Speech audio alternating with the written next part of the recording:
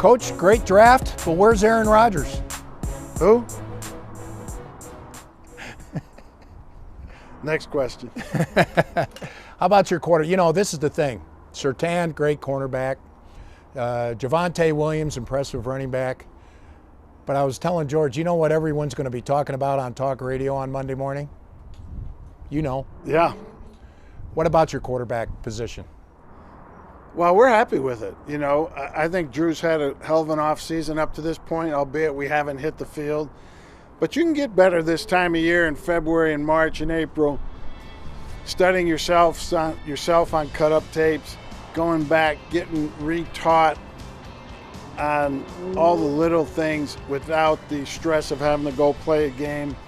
And I think Drew's going to look good here in the offseason when we finally do hit the field.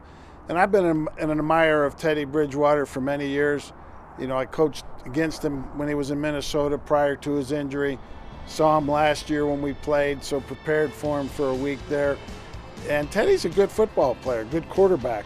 And he's got deceptive scramble ability.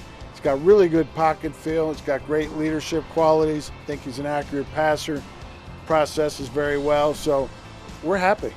This draft, if there was a surprise to it, it was all the secondary guys you got. You know, especially when you followed up free agency with two big purchases, and then you go, you triple up with Surtain.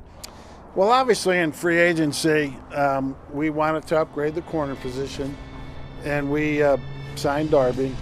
And then late in the process, Kyle Fuller became available, and so we did that. You know, we weren't planning on that. And then Patrick, we felt, was one of the top players in the draft at any position. And then today's draft, day 3 of the draft, the board kind of talked us into drafting the secondary players that we signed, that we drafted, 4 of them. You know, it was more of the, you know, there was big separation between the guys we drafted, those 4 secondary guys, when we picked them and what was next.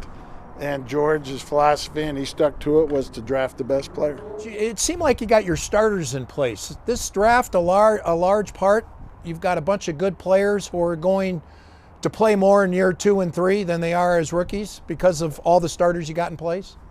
Thank you. All right.